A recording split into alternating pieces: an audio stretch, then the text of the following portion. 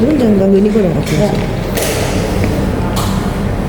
Bang, hari ini ada sidang apa? Ya, makasih. Hari ini tadi baru saja kita bacakan nota pembelaan pledoi atas tuntutan dari jaksa penuntut umum, di mana pada agenda minggu lalu jaksa penuntut umum sudah membacakan tuntutannya dan meminta agar supaya hakim menuntut dan memutuskan 2 tahun penjara atas dakwaan jaksa, seperti itu. Dan hari ini kami menyampaikan pembelaan terkait dengan tuntutan jaksa.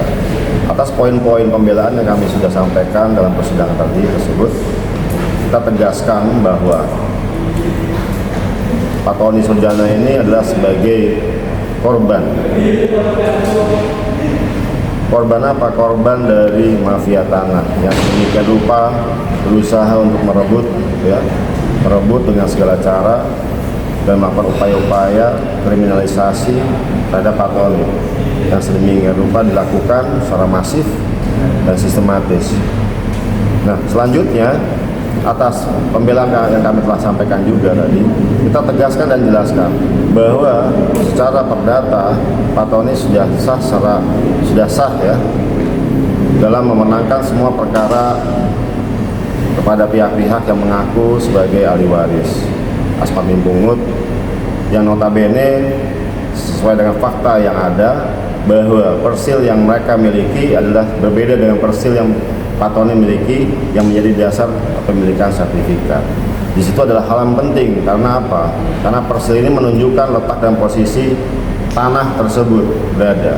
Sehingga apabila kita sandingkan dengan persil yang didapatkan oleh Pak Tony, ya, itu adalah berbeda jauh dengan persil yang dimiliki ahli waris. Akan tetapi mereka sedemikian rupa mencoba untuk berusaha agar supaya mereka dimenangkan atau ditegaskan sebagai pemilik atas tanah yang saat ini dimiliki oleh Pak Tony. Nah, upaya-upaya tersebut sedemikian rupa ya cukup banyak, dan juga dengan hari ini juga salah satu upaya yang mereka lakukan. Akan tapi bagaimanapun juga kita hormati apabila mereka melakukan suatu upaya dengan proses hukum yang ada.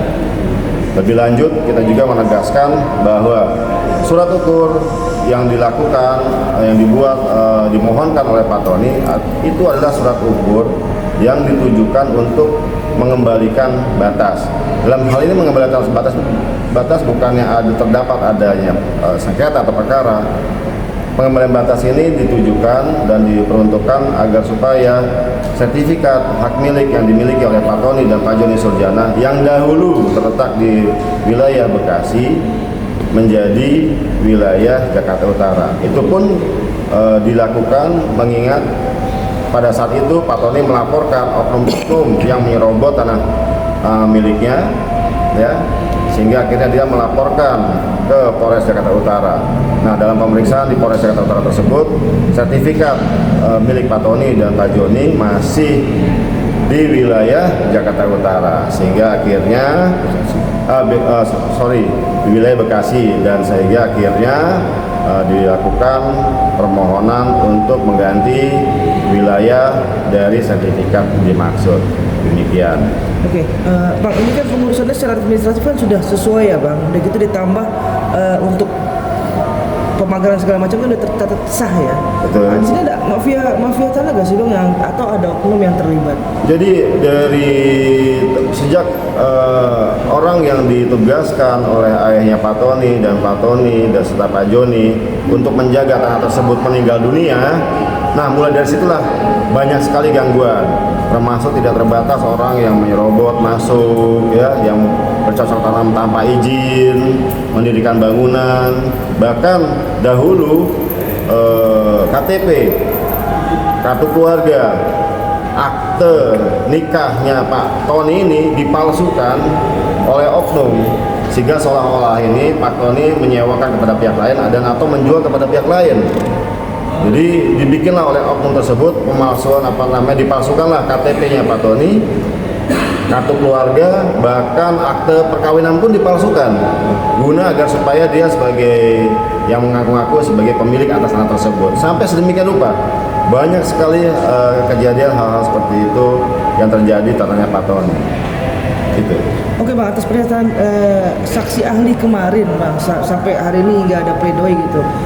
Sejauh mana bang? Kan ini sudah dituntut dia 2 tahun ya bang. Upaya-upayanya dan apa yang saksi ahli berikan kira-kira mampu nggak bang untuk memang?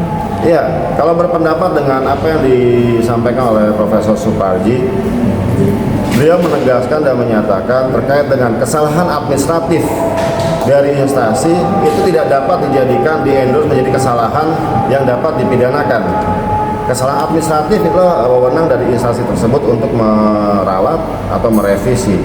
Tidak dapat sedemikian rupa kesalahan administratif itu dijadikan menjadi kesalahan pemohon yang mengajukan permohonan tersebut dan dimaksud. Itu yang menjadi pokok utama atas ahli ya, yang hari ini kita juga sadur dalam pembelaan yang kita sampaikan dalam persidangan tadi seperti itu. Oke, ditambah selama persidangan saksi pelapor ini dan saksi pelapor juga nggak hadir ya bang?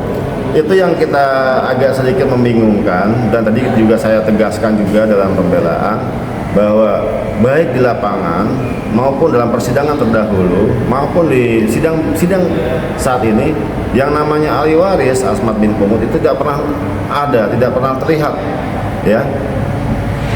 Andai kata mereka pihak berkepentingan, mereka sudah datang ke sini untuk bagaimana melihat persidangan ini berjalan, karena itu adalah kepentingan mereka. Karena apa? Mereka kan merasa menjadi korban. Ya, kenapa mereka satupun keluargamu tidak ada yang hadir sama sekali. Bahkan yang hadir kita lihat itu mungkin tadi kita bisa lihat itu adiknya Sugiharto yang sering rajin sekali hadir setiap persidangan, tidak pernah absen. Makanya jadi yang kita lihat di sini ini kepentingan dari siapa yang diajukan perkara ini. Tapi tidak apa-apa, itu adalah dinamika dalam perkara pertanahan yang sering terjadi di Indonesia, di mana pemilik tanah itu hanya sebatas boneka-boneka ya, boneka dari pihak-pihak yang ingin menguasai, merampas atau merebut tanah yang dimaksud, seperti itu. Itulah dinamika. Boneka itu siapa maksudnya, Pak? Boneka itu adalah ahli waris. Jadi ahli waris ini dijadikan boneka, melakukan upaya hukum dan lain sebagainya. Padahal haknya mereka berdasarkan putusan perdata sudah dikesampingkan. Haknya Pak Tony sudah dimenangkan oleh pengadilan. Maksudnya PT CAS itu apa Sugiharto gimana? Nah, di sini kan yang kita lihat secara fakta hukum, PT CAS katanya dan Sugiharto katanya menyewa kepada ahli waris. Berakhir 2022. Sampai dengan saat ini mereka tidak keluar. Ya, untuk perkara tersebut kita akan melakukan upaya hukum nantinya. Tapi kita akan fokus dengan perkara ini terlebih dahulu. Tapi kita akan melakukan upaya-upaya hukum lanjutan. Begitu. Berarti ada niatan bisa untuk melaporkan balik ya bang? Oh tentu, pasti. Jadi upaya-upaya sudah dilakukan dan sedang berjalan saat ini. Nanti kita akan lihat proses berikutnya. Berapa orang yang menjadi oknum dalam hal tersebut? Kalau dihitung dari tahun 90 cukup banyak ya Pak Tony ya, oknum-oknum ya. Akan tapi beberapa akhirnya sadar diri dan memahami bahwa apa yang mereka lakukan itu salah dan mereka keluar. Tapi yang satu ini lebih ngotot, lebih ngeyel kata orang. Itu PT CAS, Pak? Itu iya. Karena sampai saat ini pun faktanya dia masih berada di lapangan. Gitu. Tahun 2022. Iya, seperti itu. Oke, terakhir bang, ini cacat hukum nggak sih bang? Dan bisa baca lebih hukum nggak sih? Apa itu? Ya untuk kasus yang ini gitu loh. Kan kita kan banyak kejanggalan segala macam. Kalau kita bicara cacat hukum tidak, tapi kita meminta agar supaya majelis hakim memutus yang seadil-adilnya sesuai dengan fakta-fakta yang terungkap di persidangan. Kita meminta agar supaya Pak Tony dibebaskan dari segala macam dakwaan dan tuntutan seperti itu. Sip, lagi? Itu eksekusi udah diajukan dalam pledoi tadi saya dengar, Pak. Tapi pelaksanaannya gimana? Oh, karena eksekusi yang kita ajukan itu tertunda karena Ketua Pengadilan Negeri Jakarta Utara berpendapat bahwa masih terdapat perkara pidana yang harus selesai diputus terlebih dahulu. Yang menurut pendapat kami itu agak sedikit banyak tidak masuk dalam pemikiran kami. Akan tapi ya tetap kami hargai apapun namanya itu, kita akan lihat dan akan kita lakukan upaya-upaya hukum berikutnya. Oke, Pak. Siap. Oke. Terima kasih. Apa ini saya terlambat 9 detik? Kamu terlambat. Disort. Bang Carlo.